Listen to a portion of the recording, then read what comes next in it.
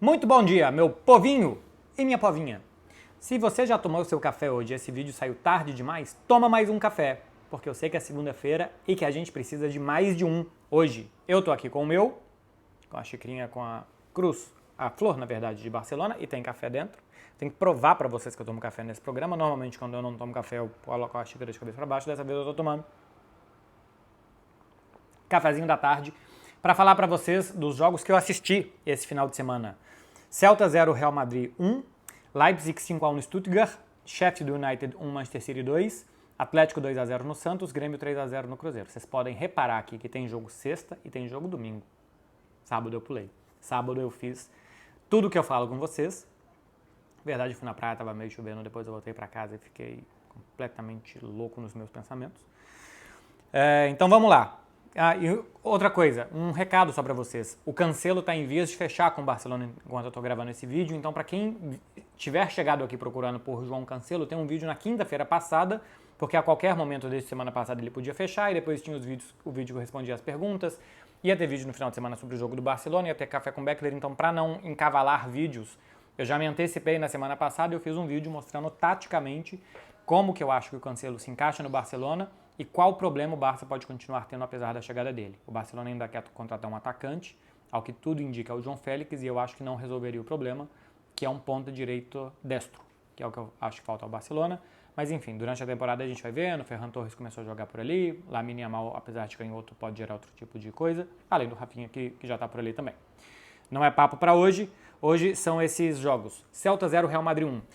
Quando o Real Madrid perdeu o Benzema, e fortaleceu tanto o meio-campo com a chegada do Bellingham, mantendo Toni Kroos, Luka Modric e ainda com as evoluções de Tchouaméni, Camavinga e o já consolidadíssimo Fede Valverde, eu pensei, o que o Real Madrid vai querer durante a temporada? Sofrer menos gols, dominar mais os seus adversários, não deixar, na verdade, ser dominado pelos seus adversários, porque o Real Madrid não é tanto assim de ficar com a bola, controlar, é um time que normalmente quer a bola para agredir mais, e que teria no Bellingham um cara chegando na área para finalizar, então que alguns gols ele faria, mas que Vinícius e Rodrigo teriam mais protagonismo nesse time. O início de temporada vai me mostrando isso. Se a gente pega contra Atlético e Clube de Bilbao, contra Almeria e contra Celta, os adversários tiveram poucas chances, o Real Madrid está se defendendo bem. Eu acho que o gol do Celta é mal anulado, para mim é uma jogada de disputa na área com o Kepa, tem braço para cá, braço para lá, como sempre tem. Então, se é certo anular o gol do Celta, acho que muitos gols por aí ou tem que ser marcado pênalti ou tem que se anular. Para mim não é o suficiente, mas tudo bem. Real Madrid concedeu muito pouco ao Celta, que jogando em casa, na semana completou 100 anos e tal, o Balaídos estava com um ambiente espetacular. A expectativa é de que causasse muitos problemas. Em 3 jogos fora de casa, o Real Madrid só tomou um gol, controlou bem adversários duros, difíceis, como o Atlético e Clube de Bilbao e Celta especialmente, e conseguiu vencer graças ao Bellingham 2 desses 3 jogos, né? Fez 2 gols contra o Almeria, fez gol contra o Celta, além do que já tinha jogado bem e marcado também, mas não foi o primeiro gol na vitória contra o Atlético Clube. Perdeu o Vinícius nesse jogo contra o Celta. E você fala, cara, os caras já perderam o Benzema, perde o Vinícius também. Esse time hoje cai. Não. O Rodrigo foi para a ponta esquerda, embora alternasse esquerda e direita, mas foi para a ponta esquerda, o que é... Já tem tanto tempo que o Vinícius joga na direita que a gente nem lembra às vezes que é a posição natural do Rodrigo. Fez um muito bom jogo, acho que um pouco ansioso para colocar o time nas costas e levar a vitória. Então, de vez em quando se precipitou em finalização de fora da área, se irritou com jogadas que ele foi bem e acho que ele não precisava ter se irritado. Tanto que perde o pênalti, que eu não acho que perde o pênalti porque tá ansioso nada. Perde o pênalti porque o goleiro pula no canto certo e pega. É bom batedor de pênalti o Rodrigo, que ele sofre o pênalti inclusive, né, numa muito boa jogada do ataque, mas é uma boa sacada do Carlo Ancelotti. Coloca o Rossellu, passa o Rodrigo para a esquerda, coloca o Valverde na direita, o time continua com muita força de meio campo, continua com muita chegada rápida à frente e continua funcionando bem. O Vinícius, neste jogo, estava jogando mais aberto, nos 2 primeiros jogos jogou mais fechado, nesse jogo estava mais aberto, no lance que ele se machuca, inclusive, é uma galopada impressionante do Vinícius, que pega a bola lá atrás, dá um drible, dá uma caneta de 15 metros no cara quase, o marcador está longe dele, se aproximando para fazer a cobertura, o Vinícius dá no contrapé do cara e leva a bola para a faixa central do campo muito bem, e depois acaba se machucando. Parece que ainda não tiveram mais detalhes sobre o que teve o Vinícius, Parece que é só uma sobrecarga, que não vai jogar contra o Getafe no final de semana simplesmente para ser poupado. Acho que vai defender a seleção brasileira, o que é engraçado, né? Porque o Ancelotti vai poupá-lo e ele vai para a seleção, que eu não sei se o Ancelotti já tem alguma voz ou não, que eu certamente acho que o Ancelotti gostaria que ele não fosse. Mas tá bom. É bom que, mesmo que seja ruim pro Vinícius e tal, é bom que o Ancelotti não interfira na seleção enquanto ele não está lá, que ele pense só no Real Madrid. Então, se poupar o Vinícius contra o Getafe é bom pro Real Madrid, tá certo. Não tem que pensar na seleção brasileira enquanto é técnico do Real Madrid. As coisas eu acho que tem que ficar separadas até a possível chegada dele, é bastante provável a chegada dele no meio do ano que vem. Decide o jogo com o Bellingham de novo no finalzinho do jogo, 40 minutos do segundo tempo, ele faz o gol. Real Madrid acho que já merecia ter marcado antes. É um gol diferente do Bellingham porque é de bola parada de novo, né? Tinha marcado de bola parada contra o Atlético Clube, volta a marcar de bola parada, só que daquela vez ele estava na entrada da área, dessa vez ele estava posicionado na pequena área e faz o gol da vitória do Real Madrid, que termina 3 rodadas com 3 vitórias para um time em formação, que além de tudo perdeu o goleiro, que além de tudo perdeu o Vinícius, está muito no lucro o Real Madrid. Poderia ter em 3 jogos fora de casa deixado pingar pontos, não deixou. Então começa a temporada de forma muito séria, muito competitiva, é o que se espera desse time. Passando para Leipzig e Stuttgart. Eu estou assistindo os jogos de times de Champions meio que a conta-gotas. Estou tentando a cada rodada ver um time diferente. Na rodada passada eu vi o Arsenal, Manchester United, tinha assistido o Union Berlin, nessa assisti o Leipzig. Estou tentando aqui e ali já começar a mapear os times de Champions que eu vou assistir mais durante a temporada.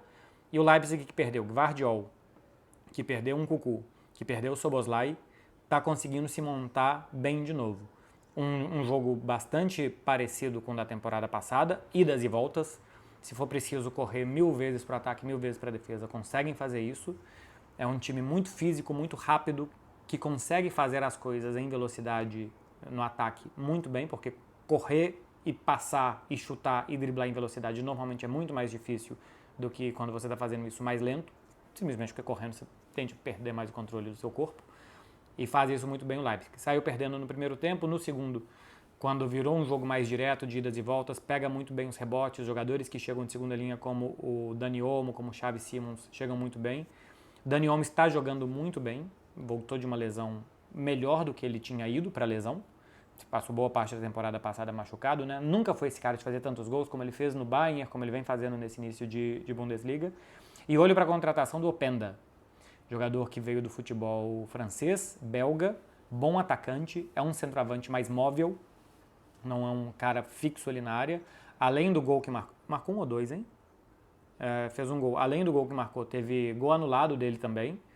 Jogador de muito boa presença, para esse estilo de jogo, muito bom. Acho que a gente vai, durante a temporada, ouvir falar bastante do Openda. Sheffield e Manchester City. O Manchester City venceu por 2-1 em um jogo que controlou muito, mas que quase se foi das mãos, né, do Manchester City pela bobagem do Walker, tentando afastar uma bola de costas de calcanhar dentro da grande área, que não precisava daquilo. O Walker, aliás, que jogou muito aberto, e isso tem muito a ver com a ausência do De Bruyne, né? Com a ausência do De Bruyne, o Bernardo não joga tão aberto, porque normalmente o Haaland ocupa entre zagueiros, o De Bruyne um pouco mais à direita do ataque e bem mais à esquerda, bem mais à direita, o Bernardo. Sem o De Bruyne, o Julian Alvarez fica mais atrás do Haaland e o Bernardo vem mais por dentro. Então, o Bernardo vem arrastando defensores com ele por dentro e abre uma rodovia inteira para o Kyle Walker jogar aberto. É aquilo, você vai compensando a saída de uma peça de outras formas, então o Bernardo joga mais como um armador e como ele faz um canhoto vindo por dentro, ele abre o espaço para que o Walker avance. E com mais um gol do Rodrigo, né? O Haaland faz um gol que ele nem comemora, acho que de frustração, porque tinha perdido o pênalti, tinha perdido algumas chances. Contra o Newcastle já tinha perdido algumas chances também. O Manchester City está conseguindo encontrar bem o Haaland, que tem 3 gols em 3 jogos, então assim, são bons números, mas que eu acho que perdeu muito mais do que marcou, o que não é normal dele. Normalmente o Haaland precisa de poucas chances para marcar, mas que me pareceu frustrado até na hora do gol dele e um pouco de alívio de ter feito naquele momento 1-0. É um time que não consegue criar com tanta clareza como quando tem o De Bruyne. Eu acho que dá mais sentido ao jogo De Bruyne, mas com movimentação de Bernardo, o Foden, que nos outros jogos tinha sido titular, especialmente contra o Newcastle, tinha sido titular, né? E com o Julian Alvarez tem muita movimentação para confundir marcação, abrem espaços, criam jogadas e acabou ganhando com mais um gol do Rodrigo. que é destro, mas que faz muitos gols bonitos, importantes, decisivos, com a perna esquerda. E, de novo, um golaço, uma chicotada que deu para fazer o gol da vitória.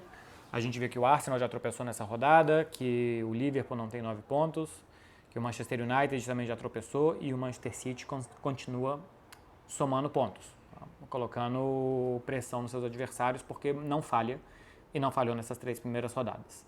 De futebol europeu foi isso, e mais o jogo do Barcelona, que eu já fiz um vídeo específico. Passando um pouco para futebol brasileiro, jogos de domingo à noite que eu assisti. Estreia do Galo na sua nova casa, na Arena MRV contra o Santos, venceu por 2-0. Muito legal que o Atlético tenha esse novo estádio, que os torcedores fiquem muito felizes, que os jogadores se sintam em casa também. Parece que realmente está muito bonito o estádio do Atlético e que vai fazer muita pressão pela acústica dos adversários, então o Atlético tende de novo a se sentir em casa, né? Eu acho que teve um período, uns anos atrás, no Independência, onde se sentiu muito forte e depois não conseguiu mais achar tanta conexão nem com o Independência nem com o Mineirão. Se conseguir de novo fazer da sua casa um lugar muito especial, vai ser ruim para os adversários. Eu lembro que em 2009 eu trabalhava ainda na imprensa mineira e eu cobri muito o Galo. E era o time do Celso Roth, que começou muito bem o Campeonato Brasileiro. E eu não me esqueço de sentir o gramado do Mineirão, era repórter de campo, tremendo. De tanto barulho que faziam, o gramado balançava. E foi impressionante mesmo 2009, a conexão que tinha. Eu lembro que o Alexandre Calil colocava o preço da geral bem baixo. Arquibancada, cadeira, aí já tinha preços normais, mas a geral era muito baratinha, que era para dar a chance de todo mundo ir. O estádio lotava. E o Atlético, por muito tempo, foi muito forte em casa, em 2009. Quase chegou a brigar pelo título, por conta dessa conexão time-torcida, que é muito própria do Atlético. Sou de BH, eu sei como é que a torcida do Atlético às vezes empurra o time bastante e que isso faz diferença. Futebolisticamente, o Hulk é bom demais, cara. O Hulk é bom demais. Pedrinho jogou bem, Paulinho também, acho que depois daquele jogo contra o Palmeiras ele vai dando de novo bons passos, né? Acho que ele ficou muito marcado pelo gol que ele não marcou contra o Palmeiras na Libertadores, mas é um atacante que tem bons números esse ano e é bom jogador também. Então, tudo bem. O Pedrinho foi bem, armando o time, achando espaços, o Paulinho, boa movimentação, mas, cara, os coelhos da cartola são tirados pelo Hulk. O passe de calcanhar que ele dá, a cobrança de falta no segundo tempo e mais outras jogadas. É um jogador que, quando ele sair, se o Atlético não achar um muito bom substituto, vai ser muito difícil de achar, o time tende a sentir muito. O Atlético começou bem, o Santos teve 15, 20 minutos no primeiro tempo de 3 chances, que o Marcos Leonardo finalizou mal ou não finalizou tão mal, mas deu errado, deu azar e aí acabou. Os times no Brasil, a maioria são muito irregulares. O Santos é um time regular, o Atlético também é um time regular essa temporada. Então, se você não pega aquele timing que você está bem no jogo para marcar, vai ser muito difícil. O Santos teve um timing de 15 minutos no primeiro tempo e não marcou, o jogo não virou outro, podia ter virado outro, 1-1, pressão, talvez um 2-1 para o Santos, não virou outro. No segundo tempo o Atlético voltou, o timing do Santos passou, o timing ruim do Atlético passou também, porque ele teve também minutos muito ruins no primeiro tempo que possibilitaram esse crescimento do Santos. E com isso o Santos não teve forças no segundo tempo para sair da situação do 2-0. Grêmio e Cruzeiro. É mais ou menos isso do timing também. Também serve um pouco para o Cruzeiro, que tinha feito 4 muito bons jogos. Atlético Paranaense, Botafogo, Palmeiras e Corinthians. Não é possível que o Cruzeiro não tenha ganhado nenhum desses 4 jogos. Pelo menos 2 tinha que ter ganhado, por merecimento, por lógica futebolística tinha que ter ganhado, mas não ganhou. Então é muito normal que times inconstantes, e o Cruzeiro é inconstante, é bastante inconstante, que depois de 4 jogos que não encaixam um quinto jogo bom. E eu achei que o Cruzeiro tomou o empate do Corinthians no último lance, no Mineirão, por brigar pouco. Fazer uma falta, matar a jogada, competir mais. Faltou isso contra o Corinthians. E eu acho que o Cruzeiro foi para Porto Alegre, talvez um pouco complexado por isso, e querendo brigar demais. Fez muita falta, jogou muito pouco futebol, que é o que esse time faz de melhor. O Cruzeiro pode ter limitações individuais de jogadores, mas é um time que gosta e que sabe jogar futebol, que sabe o que está fazendo dentro de campo. As coisas podem dar certo ou errado, mas sabe o que está fazendo dentro de campo. E contra o Grêmio me pareceu um time ansioso, nervoso e muito mais preocupado em brigar e guerrear do que jogar. E acho que é um time que guerreia mal e que joga bem. O Cruzeiro jogou contra o Grêmio 2 vezes no ano passado, são times totalmente diferentes, e 4 vezes esse ano. Perdeu 2, empatou 1, ganhou 1. Essa foi a única que ele jogou pior que o Grêmio. As outras 3, ou ele jogou igual ou ele jogou melhor. e tem muito menos resultados. O Grêmio mereceu, o Soares é bom demais, mas pressionou bem, roubou bem a bola, deu poucas chances para o Cruzeiro, não deixou sair jogando, atento nos rebotes. O Grêmio superou o Cruzeiro em absolutamente tudo e tem um jogador muito decisivo como é o Luis Soares. Veremos se o Cruzeiro não começa a se debater. 2 vitórias em 15 rodadas, já começa a ter cobrança, já teve da torcida, o Rafael Cabral ontem saiu falando que a atitude tem que valer. Eu acho que é bom que internamente tenha a cobrança, é fundamental, mas talvez o time entre numa onda de se debater muito, que pode ser perigosa. Normalmente quem se afoga é porque se desesperou. Se esse time do Cruzeiro não desesperar, eu acho que ele não vai afogar, ele vai ganhar 4, 5 jogos e vai acabar se salvando, mas tem que tomar cuidado com ficar batendo o braço sem sentido, ficar gastando energia onde não deve, e acho que é um time para ser coerente, jogar futebol, entender que às vezes vai jogar e que vai perder. Porque tem times melhores, porque azar, sorte e tal, mas que jogando, vai ganhar 4, 5 jogos e vai se salvar. É isso daqui, meu povo, que eu assisti. O recadinho do Cancelo também já está dado. E se inscreve aqui para novos vídeos. Já disse ontem, né? Vou para Mônaco essa semana fazer o sorteio. Farei vídeo sobre sorteio de Liga dos Campeões. Vou responder perguntas de vocês. Vamos seguindo a agenda daqui. Um beijo pra vocês, é segunda-feira, tomem café, tenham um juízo, esqueçam o que vocês fizeram no final de semana, peçam desculpa pras pessoas e fala, foi mal, eu tava doidão. A pessoa vai falar assim, foi mal porque a gente nem se viu. Você fala, caramba, é verdade, eu tava doidão demais. É o conselho que eu dou pra vocês. Beijo, gente, valeu, boa semana.